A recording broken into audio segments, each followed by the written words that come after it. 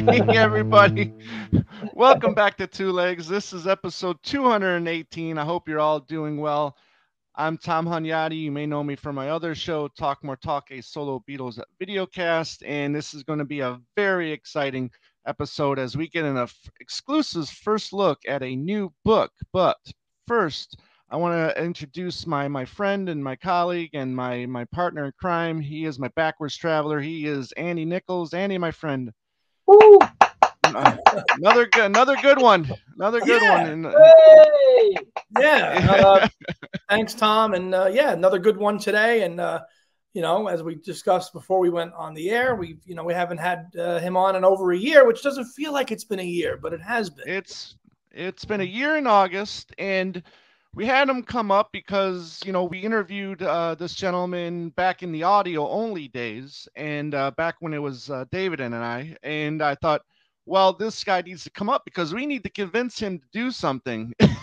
and you all know him from his excellent books, Paul McCartney, the songs he was singing. Here's volume 1. Now, one of the really cool things about his books too is that he'll put the label from the first album of the decade on the cover, and then the label from the last album of the decade on the back. So he's got that. And here's volume 2, the 80s. Okay. All right. And then here's volume 3 for the 90s. All right. Ending with Run Double Run on that one. And then we've got volume 4, the noughties. Okay. And yes. And there you go. All right. So very cool. Yes. So I think it was back in 21. I emailed you saying, hey, the decade has passed. It's time for volume 5. Are you working on it? And you were like, well, I started it, but it wasn't really, that fun because of all the reissues. And I was like, oh. but then, last year, like I said, in August of 2022, we had you back on. And after that show, you had emailed us and saying, okay, that's it. And what is it that you what did you do? What have you been doing the last year? Well, welcome back, John Blaney. Yes, exactly. Thank you. Thank you for having me. It's very nice to have me back again. Much appreciated. What I've been doing is doing what you told me to do, which is to finish this damn book. That's what I've been doing. Earlier on, I thought I'd check to see when I started it.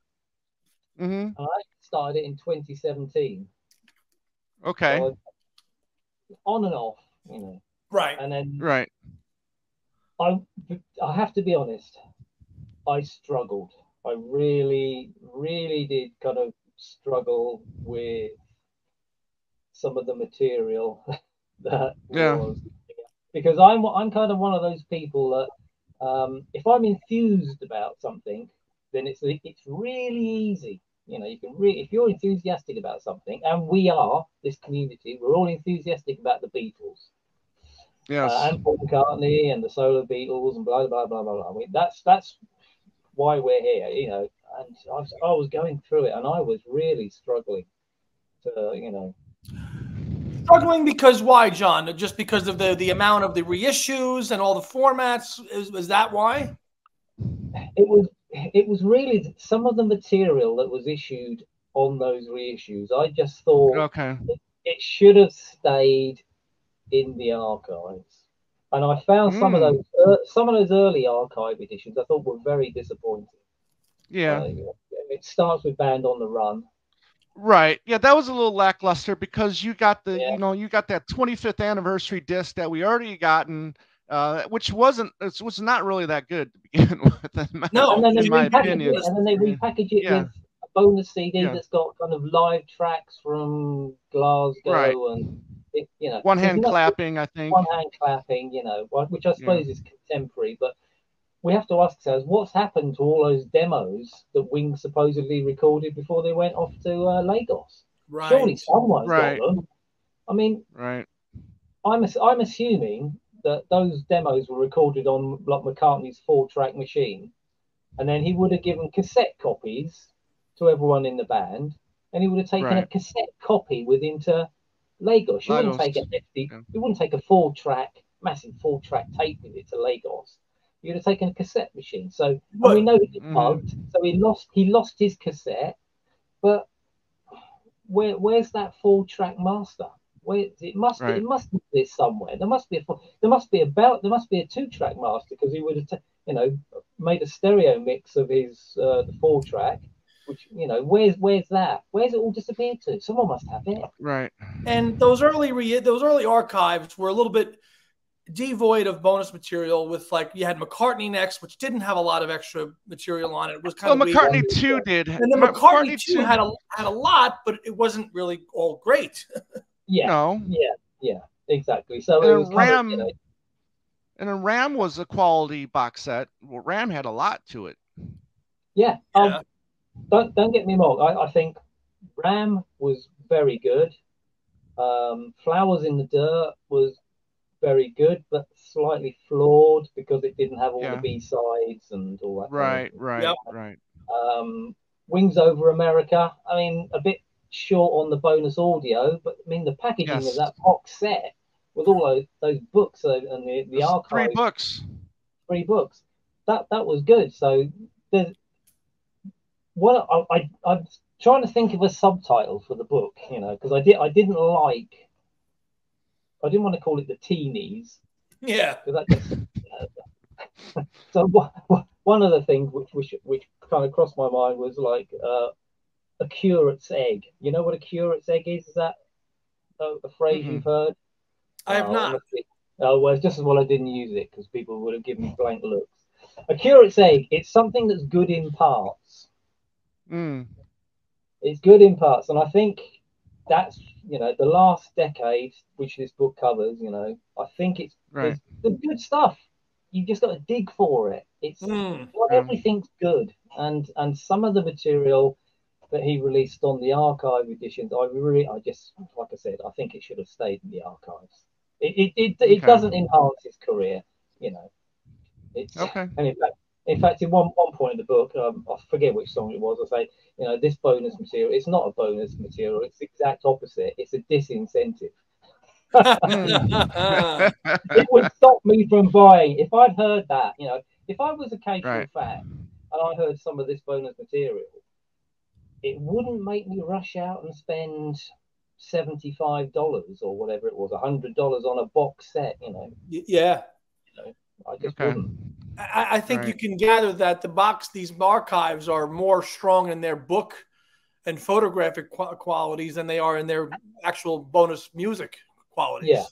Yeah. I think, with the exception of Flowers in the Dirt, which obviously had Flowers in the Dirt did the job really well, because it showed you how the songs developed. You got the very early demo recordings of just Paul McCartney and Elvis Costello on 2 acoustic guitars, or an acoustic guitar on a piano, so the bare bones of the song. They'd written the song, they went down to the studio, they recorded it.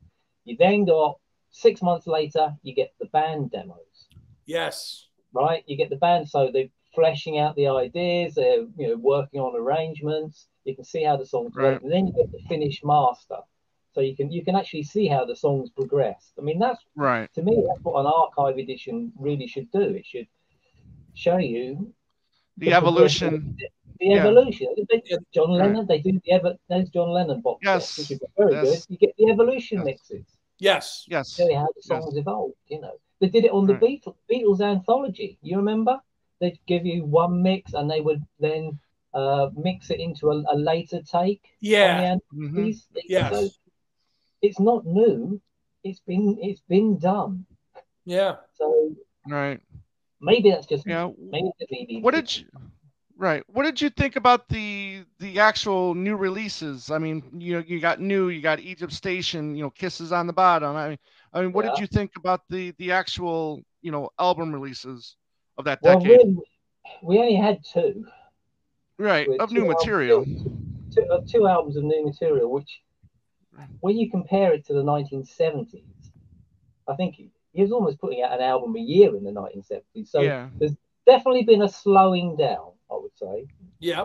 Definitely a slowing down, which is no bad thing, because I think sometimes he's released too much music. Sometimes, Yes. you know, maybe take a break, you know. I think New was very, very good. I think New was a good pop album, and there's some really good stuff on it. Egypt Station, I just didn't.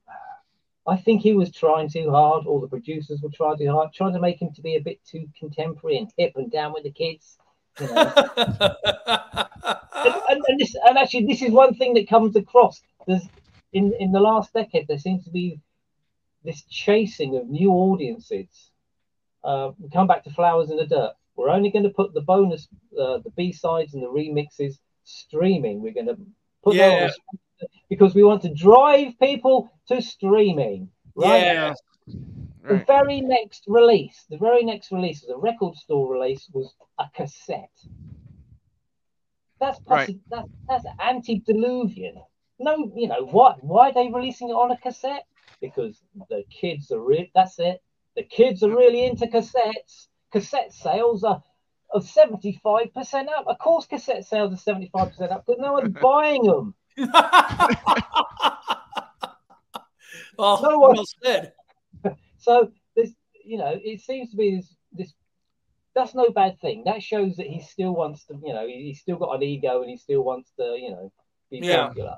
But the way they've kind of gone about it is there's been no consistency. First of all, it's streaming. Then we'll put out a cassette, and then later on there's always multiple versions on coloured vinyl, which kind of seems a bit of a desperate ploy to get a #1 album. I just think he's better than that in a lot of ways.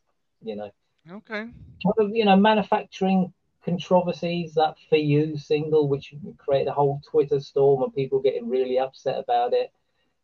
Maybe that was the whole point of it, you know. So is it fair to say, John? Is it fair to say, John, that that this decade that you're talking about in the book is more a case of quantity over quality? In terms of all the excess and the bonus and all these other things than just putting out quality original material. Yeah, but I think that's possibly the way that the music industry has gone, because nobody sells huge quantities of physical records anymore. In fact, just this afternoon, I was thinking, Mull of Kintyre sold over 1 million copies in the UK alone. 1 million copies, right? I bet the last Paul McCartney album didn't come anywhere close to selling 1 million copies worldwide. That's how much it's changed. That's how much it's changed, right? Right. So when an album like Egypt Station goes to #1 in America, it doesn't have the same impact as it did 20 or 30 years prior. You know, what does it take to get to #1? To your point, not much. Well, I can tell you, because about a month ago, someone was giving some sales figures for the Metallica album. Because Metallica recently released an album, and they had the UK sales figures, and I was shocked. Okay, Metallica vinyl copies. First week of release in the UK, it was about 9,000 copies. Oh wow! Wow. CDs were a lot bigger. CDs, it was something like 17,000. Streaming and downloads was pathetic. It was something like 10,000. So what's that? Maybe 50, 60,000 to get in total. Right. You know, when McCartney was at his peak, it would have been 250,000. You needed to get 250,000 sales to get in the top 10. Back then, That's how much it's judged. You know, and nobody makes any money off streaming. I mean, you've got to have about like a million streams to make minimum wage. You know, right? So, which is why you're Metallica and Paul McCartney charge, you know, 500 quid or dollars for a concert ticket. Exactly. That's where people make their money from. I mean, even, you know, Taylor Swift and people like that. It's making but to a certain extent, I think that was always the case, because the Rolling Stones always made more money from touring, especially in the 70s when they were playing those tunes. I reckon even the Beatles. You think of the pitiful amount that the Beatles were being paid in the 1960s. You know, they were for a 7-inch single, they were getting, what was it, a penny a side? Yeah. Which was split 5 ways, 6 ways if you include the tax man. Yep. Okay. So they're getting 1/6. So they've got to sell 6 records to make 1 penny. Penny, right? You can go out and play a concert. You can go and play Shea Stadium. How much did they get for Shea Stadium? It was a lot of money, wasn't it? $150,000 or something. You know, that's where your money is. That's where the money is. That's where the money is. Yep. Speaking about where the money is, you have something to show us? Money? You want money? Yeah. Oh. No, let's see the book. There it is. There it is. Excellent. Volume 5. Volume 5. So yeah. So you just chose to put the years down instead of.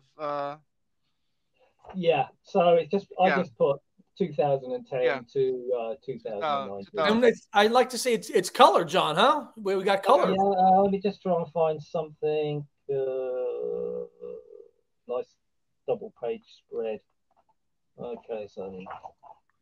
Oh yeah, there we go. Reissues. Okay, yeah. Reissues, cool. Yeah. You get all the reissues.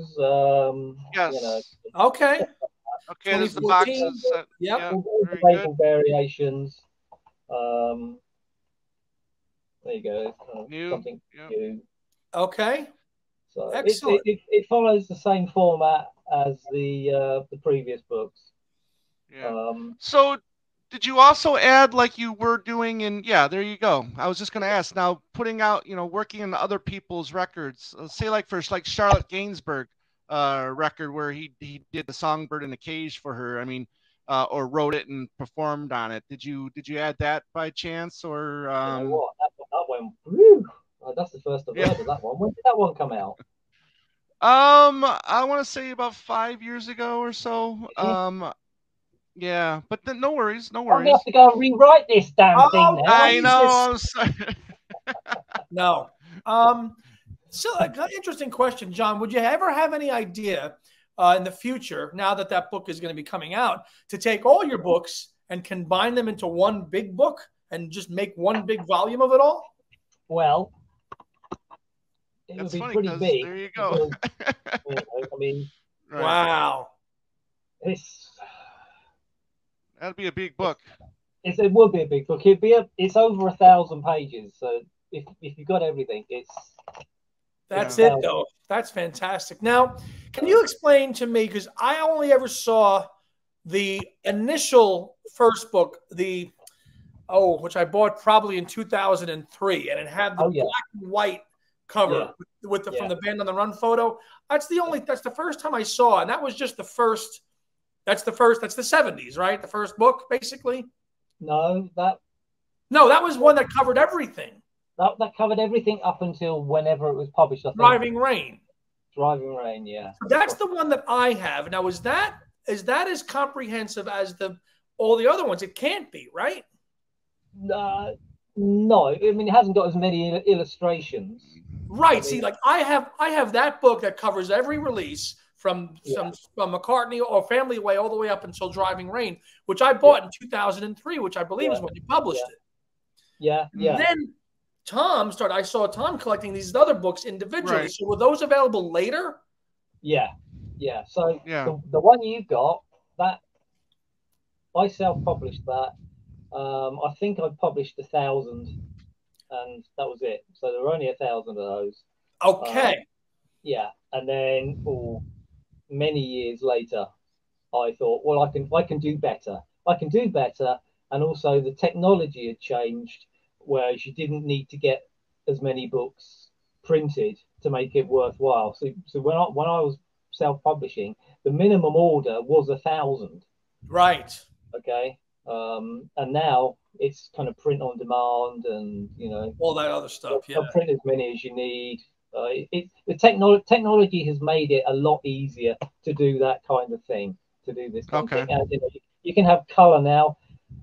I must admit, color does make it a bit more expensive. That's the only problem. I would like it to be, a less expensive book. But I seem to recall that the first one that you self-published was about, I want to say it was about 60 pounds, I think. Really? I think that's what I paid for it. You should have seen me. I could have given it. I bought it. I bought it at Yeah. a Waterstones in London, and I think it was about £60. No, it shouldn't. No. I think it should have been about 20. No, it was way more than that. Really? Yeah. Well, now I know why Mr. Waterstone's a millionaire, right? Oh, cool. Look, John, what's oh, go ahead. Tom, go ahead. So No, what's the last thing in the book? I mean, what's the last release that you talk about in this? Is it the In a Hurry Home Tonight? Yeah, there you go, right there. Oh, it is. Okay. The Record Store Day release. Okay. Record Store Day release, yeah. Right. Which and I'm sorry to say, it doesn't do anything for me. Oh, are you serious? Really? Oh. That's we think those was two of his best songs. Really? Well, you're not gonna. Yeah. You're not gonna like what I have to say about them then. Anyways, but then you also covered the digital release of Get Enough, I would imagine. No, it's basically the physical releases. Physical releases, okay. Physical releases, promos where they're available. There is a short section at the back that does list some of the collaborations, one of which I now know I missed. But the things he did with Kanye West, and they're just kind of listed at the back as you know, in the general discography. Right. Okay. Yeah. And now, so did you listen to those collaborations with Kanye West, and what did you think of them? I listened to them when they came out, and that was it. I saw. Did you ever see Kanye West's appearance on Glastonbury? No. He played Glastonbury, and he opened with Bohemian Rhapsody. Okay. Wow. And when I saw it, I thought it was one of those shredding videos. You know those shredding videos that were quite popular about 10 years ago, where someone makes them sound really terrible. Go and look it up. Go and look up Kanye West, Bohemian Rhapsody at Glastonbury. Well, that's what I'm saying. I will. It's centering kind of on something we talked about. I like to steer the conversation about sounding different. You had said you had some thoughts about AI. Please enlighten us. Yeah. What do you think on the current AI stuff and about all that?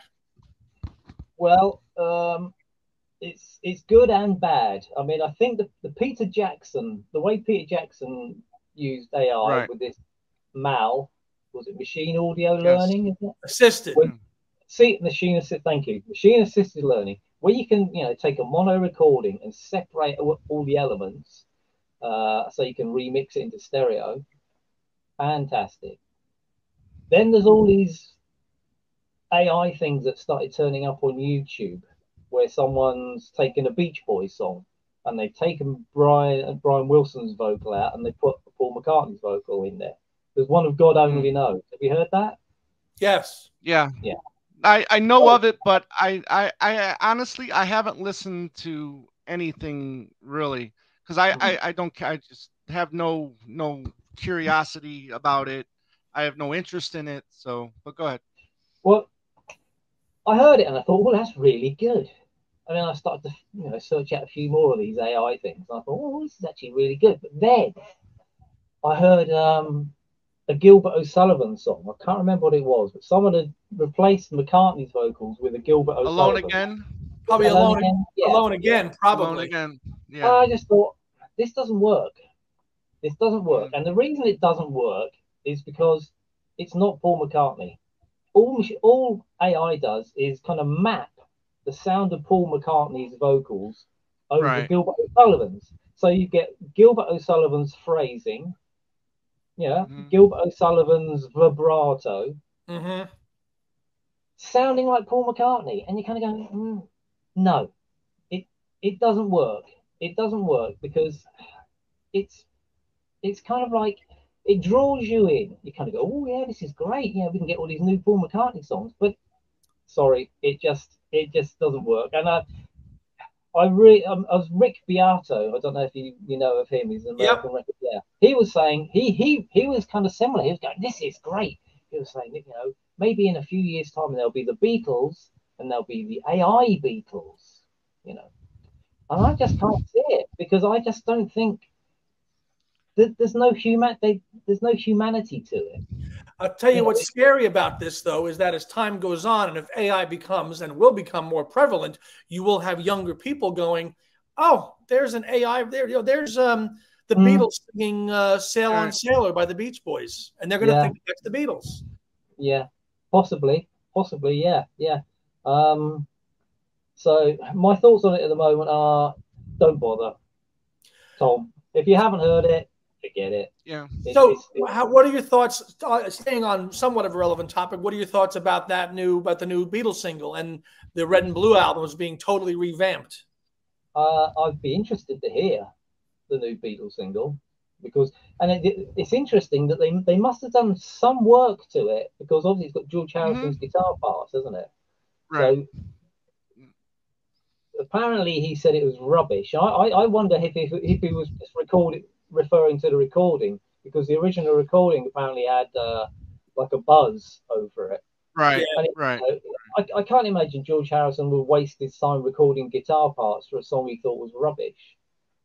Right. So what lends you to believe he thinks the quality of the recording was rubbish? I think he was probably referring to the quality of the recording as being rubbish. So I look forward to hearing it. I mean, there's been controversy over that because apparently they've flown in some backing vocals from Because.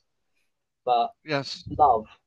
Hello. Yeah. The Love album. Yeah. I mean, when was that? That was 10, 15 years ago? Longer. Well, almost 20 now. 2020. Yeah. So, if they were doing it 20 years ago. So people didn't get upset then, did they? I mean, No. So I'm interested in hearing it. The Red and the Blue album, I probably won't buy it, but I actually think it's maybe quite a good idea because there's a whole generation of people out there. Yes, right. Who've never, who don't own that album. Well, I mean, 50 years ago, that was for the new generation. I mean, that was their gateway into buying the albums. It's your gateway drug into the Beatles. Yes. It was my gateway drug into the Beatles. Right. And if they're gonna have it remixed, maybe revamp the track listing. I don't know. The track listing probably could be improved. I think we could all agree on that. Yeah. No, I don't have a problem with it. I don't have to buy it. I've already bought it 3 times. I bought it in the 70s. Then I bought it when it was reissued on the coloured vinyl, and then I bought it when it was remastered. So I've got it 3 times. Apple, thank you very much. I probably won't bother with the 4th version, but please, if you're new to the Beatles, it's a great way. It's a fantastic introduction to their music. But I bet you'll give it a stream, and you'll do exactly what they want you. They just want you to stream everything now. I just can't play the old one. Just play the old one. What if they add tracks to it? I mean, there's talk about adding Now and Then to it. Maybe the other 2 anthology tracks added to it. What if they made it more elaborate? And like I said, added songs that weren't on it originally. Would you turning give it a shot into then, maybe 3 LPs even? Yeah. If they added the 3 Free as a Bird, Real Love, and Now and Then, right? Yeah, I probably would buy it. But if they put Now and Then out as a standalone physical format, as a single or an EP, I'll buy that. Yeah. How about a 10-inch EP with those? There you go. Yeah, that would be that's kind of what we thought it was going to be, just a standalone revamp Free as a Bird, revamp Real Love, and throw the Now and Then on that. But apparently now it's going to be part of the Red and Blue, which I'm not really a huge fan of. But hey, it is what it is. Yeah. I mean, if they put those 3 songs on, I probably will buy it. We all will. Yeah, exactly. We all will. Yes. We all will. Absolutely. Even though we've already bought it 3 times and we've already got the remix tracks because they've all come out on the all these special editions they've done, you know. So it never ends. The state of the archives. Are you hoping that they continue releasing those? I mean, it's been 3 years now since Flaming Pie has been released. Do you see more being released in the future? I hope so. I mean, Back to the Egg. I think there could be a fantastic archive edition of that. Yes. You know, there's plenty of material available for that. Also, you know, audio and video. There's plenty of audio, video. That's right. You know, for that. Yeah. I see. I haven't bought all the archive editions. You know, I didn't buy the Band on the Run. No. Edition. I haven't bought all of them. So yes and no. I mean, what again? London Town. London Town's not a favourite, and also I don't think there's much material from that period. There's some outtakes, different mixes. Not a lot. There's not a lot, is there? No. Maybe they should be a bit more picky. I don't know. Maybe, you know, definitely a Back to the Egg. What else? I think just finish the 70s, and if they don't want to do it anymore, just finish the 70s and call it a day. Finish the 70s, yeah, exactly. Because I mean, the 80s. I mean, there's not, apart from your. You still have Press. You still have Press and Broad Street to release in the 80s. And Press to Play. There's you know, a good deal of material they can put on that. Broad Street. Oh yeah. There's much in there too. Well, he could put on his version of On the Wings of a Nightingale, you know, on there. I mean, he could. Yeah. I mean, how about maybe a McCartney compilation of songs he's written for other people? He must have done demos. There you go. Yeah. And put all them out. And again, he could always pull a fast one on us. It's like when we found out about, you know, It's Not On. Nobody ever had that recorded or noted anywhere, and then it threw it on piece. Yeah. I'm sure. I mean, his team. That's another word that cropped up a lot in the last 10 years, isn't it? Yeah. My team. We got all this stuff. My team's been working really hard. One thing I would say, I think maybe they could consult fans a little more, because At the Speed of Sound. I mean, At the Speed of Sound. I like that. That was a bad one. Yeah, but that was a bad archive. Yeah, I mean, there's a whole load of stuff. There's loads of stuff they could have put on that. I mean, why didn't they? Haven't they got it? You know what I would have loved? It's because on the Lennon stuff, he's got the isolated vocals on a lot of tracks. I would have loved the Silly Love Songs isolated vocals. Yeah. Just, them doing the back, Linda and Denny doing the backup part. I mean, that would have been great. But we get an etching on side 4 for the vinyl release. I mean, that was really kind of just And the other thing is now that they've got this machine assisted learning, they could take maybe some of the cassette demos he recorded, clean them up. Yeah. Clean them up. I would love to hear some of those demos cleaned up. I agree. They did. I'm assuming that Mel was the culprit of this, but I mean, George Harrison Camp just released a piece from the concert from of the 74 tour. Okay, and this was to coincide with the Shankar Family and Friends release that just came out. And this, whatever they did, the work they did on the transfer, the restoration work they did, I mean, this looks fantastic. And and they can do this with other stuff as well. Like you said, I mean, some of the images are really bad. They're beat up. I mean, he's been doing this with the videos too over the years, releasing restored or remastered videos. All that.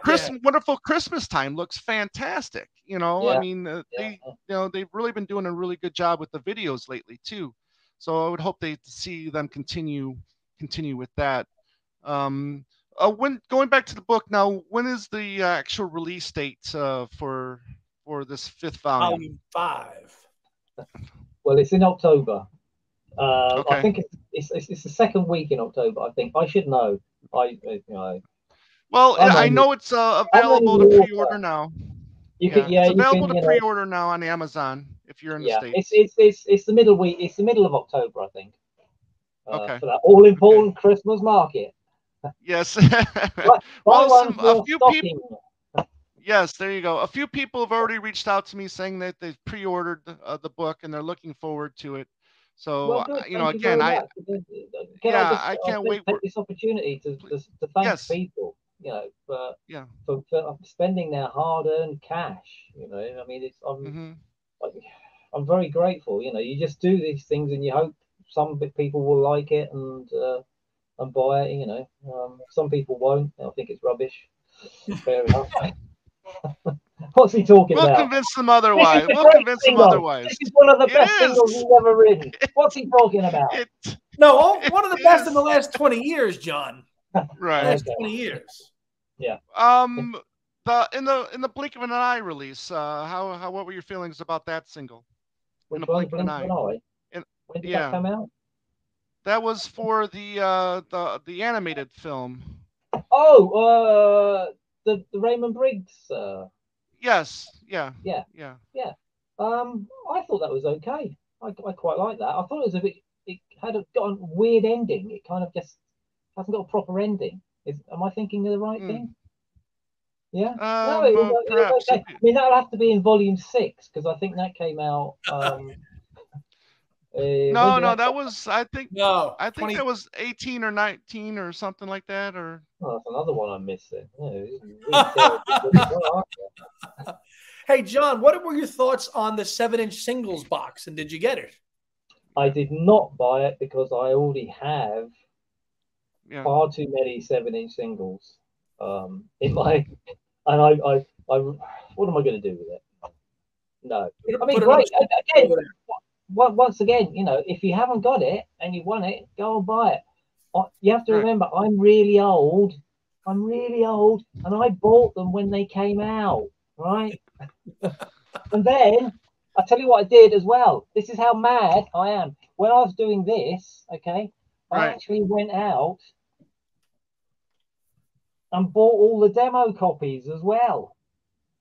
Okay, I'll find one now. So all these, there you go. So, things like that, the demo copies, the promos.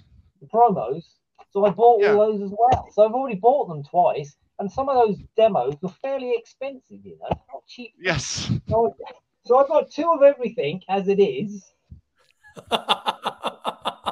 Well, there was some nice inclusions of some stuff that never was on a 7-inch single in that box. I guess that wasn't enough to entice you.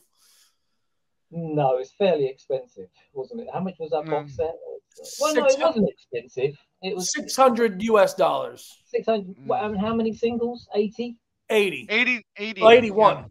81. So, 81 including the test pressing. So when you break it down, they weren't expensive, really. It's just that you had to, buy 80 singles with one go.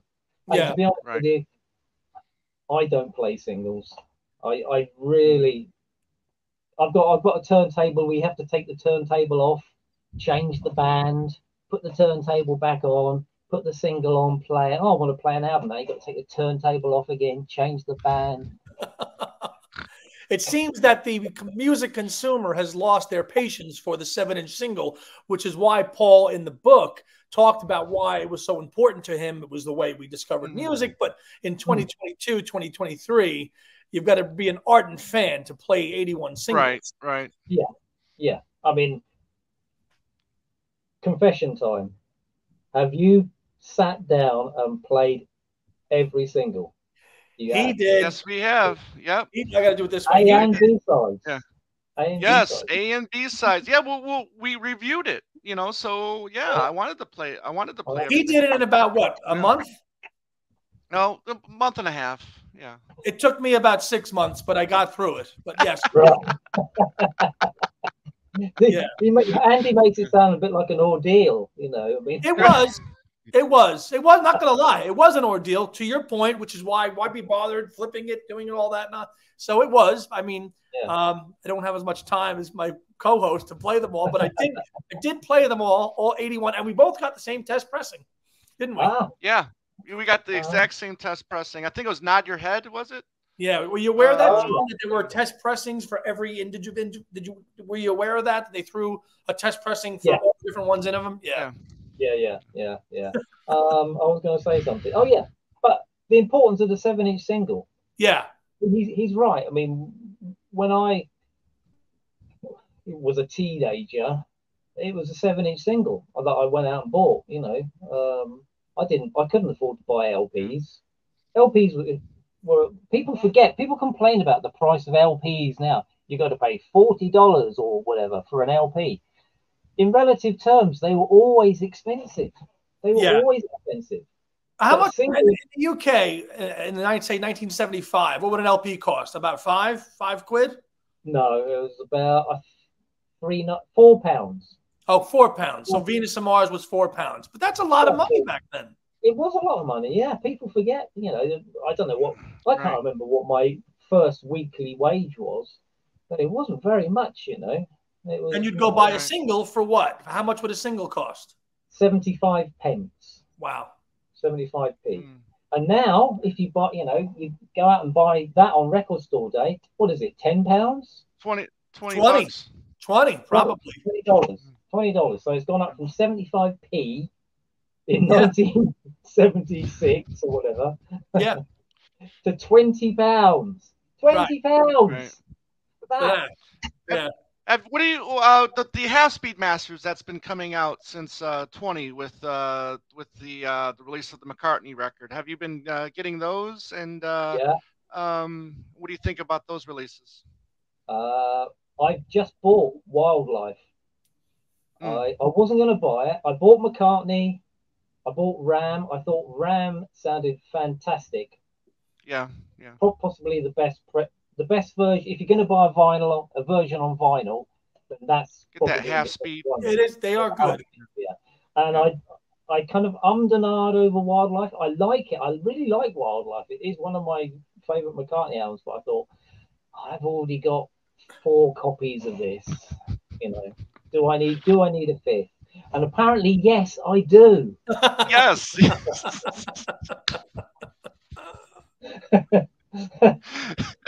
No, did you get Red Rose Speedway or no? No, because as you know, that's not a favorite of mine. So So what's the next one? Will be Band on the Run. Band on the Run. So yeah, definitely getting Band on the Run. Definitely getting that, and I'll probably get Venus and Mars, Speed of Sound. Right. Yeah, because I'm curious if they would. I'm curious if they would celebrate the 50th anniversary of Junior's Farm single, because I mean that's basically all we had new release wise in '74 was Junior's Farm. You get a nice 12-inch single with a nice cover. Yeah. Why not? That'd be nice. Yeah. Or maybe they could raid One Hand Clapping again and have. Is there a version of Junior Farm on that? I mean, I believe there is. Yeah.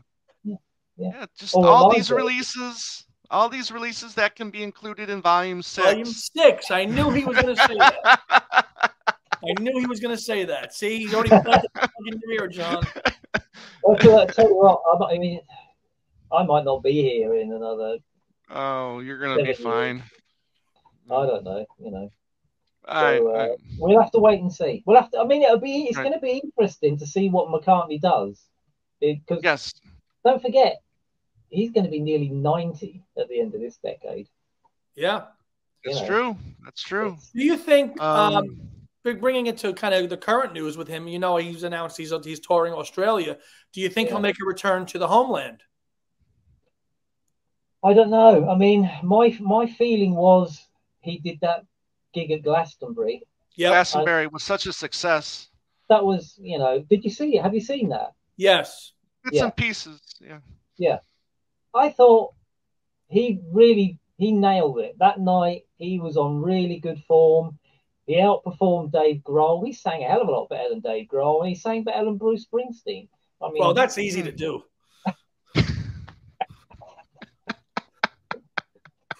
I'm not saying I don't want to upset. It's bad enough upsetting Paul McCartney fans. I'm not going to start upsetting Bruce Springsteen fans.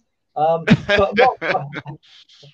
my point is, I mean, he went out. That was what a fantastic way to go out. If you're going to do your last gig in the UK, play to 250,000 people, give a fantastic performance. Job done. Thank you very much. Good night. Probably. Yes. Who knows? Who knows? I mean, maybe Liverpool. I mean, I can see him coming back and doing a big gig in Liverpool. It depends how well. Maybe it depends how well these gigs in Australia go. How well his voice holds out. Yeah. You know, things like that. I mean, Yeah. I mean, give the man a due. He was on for nearly 3 hours at Glastonbury. Yep. That's true. That's true. That is hard work. You know, I don't know if any of you have ever been in a band and performed, but it's 3 hours on stage. That is taxing. And at 80 years old, 80. I mean, yeah. No, I mean, yeah. Well done, Paul. You know, we'll have to wait and see what the fall brings, but it'll be interesting to watch.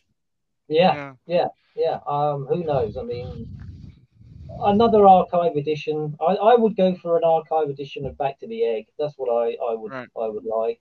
Yeah. Great. That would be my nice. That would be a nice Christmas present. Yes, it would. Well, it's all up to the team, isn't it? The team, whatever the team come up with, maybe another book. We've had the lyrics, we've had the poetry, we've had the paintings. Got the photo book now. The photo book now. You've got a paperback copy of the lyrics coming out again with a few more songs in it to entice you to buy it a second or third time. Yes. They're very savvy, aren't they? Right. Yeah. they are. Did you get the lyrics? John, hold the. Did you get the lyrics book? Yes, I did. I found it very interesting. You could tell when he couldn't remember anything. Because he just talk around the subject. You talked around the song. Talk around the song. The song. I can't remember a thing about this, so I'm just going to waffle for 10 minutes. There you go. Very good, John. John, hold the book up again and tell people where they can pre-order the book that comes out in October. Well, you can pre-order it at any good bookshop. You know, if you want to support an independent bookshop, you can go into an independent bookshop and they'll order it for you. You can order it online from the well-known retailer. Yeah. Several online retailers. Waterstones. Is it Abe Books? Do you have that? Or there's the other one that begins with an A. You can go. It's all over the place like a rash, but you probably will have to order it. I can't see many shops. It's not the kind of thing they would stock. I've learned this from experience. You know, bookshops. This is a fairly niche kind of a book. You know. Yeah. You know. You know. So yeah, you probably have to order it online. Right. And it's out in October. I think it's the second week in October. It'll be out on a Friday. All right. There we are. Excellent. Thank you very much. And then the back again, show the back again, because I just loved how you incorporated the first album of the decade and on the front, and then the last album of the decade on the back. So that version of Egypt Station that John has put up there is probably he's putting up the Explorers edition on vinyl, right? I'm sorry, that's probably the Travelers edition on vinyl or the Explorers edition. No, it's this one. The red one, right? It's that no, one. it's just a regular. It's the regular. Oh, it's the regular Egypt Station. Yeah. Okay. Yeah. Okay. Very so cool. I mean, I was foolish enough. I bought the coloured vinyl editions. I didn't buy the suitcase because I just knew. I knew what they were going to do.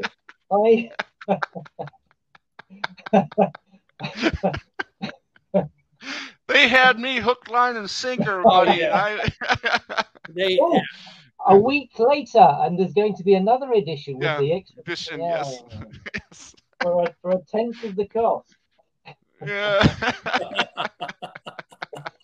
Well, we are very excited for Volume 5 of the songs he was singing book series.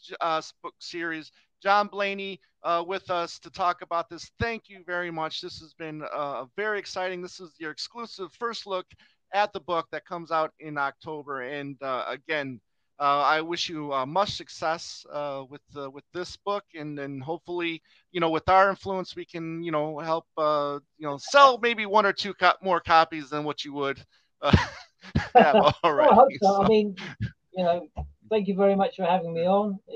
As usual, it's been a pleasure. I've really enjoyed myself, and maybe we'll do it again sometime. But if we wait for volume 6, then what's that going to be? That's going to be probably about 2035, I would imagine. Well, you got to get McCartney 3 and all that other good stuff, and who knows, all those formats. So we've got 7 more years to think about it. 7 years. I mean, I like to quote Joe Strummer, who always used to say, "The future is unwritten."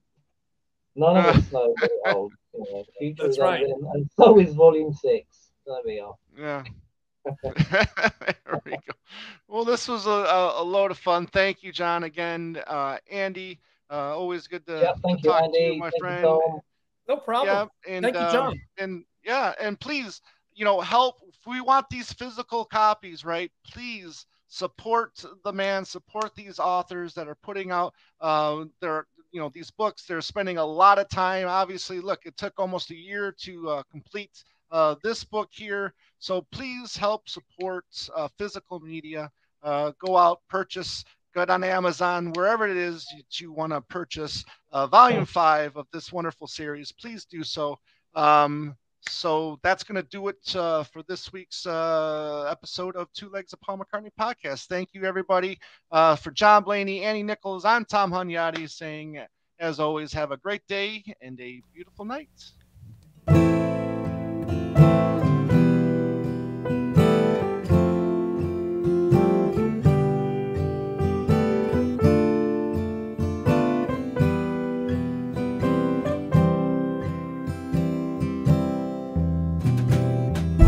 Listening to Two Legs, a Paul McCartney podcast, hosted by Tom Hunyadi and Andy Nichols, with musical contributions by Dylan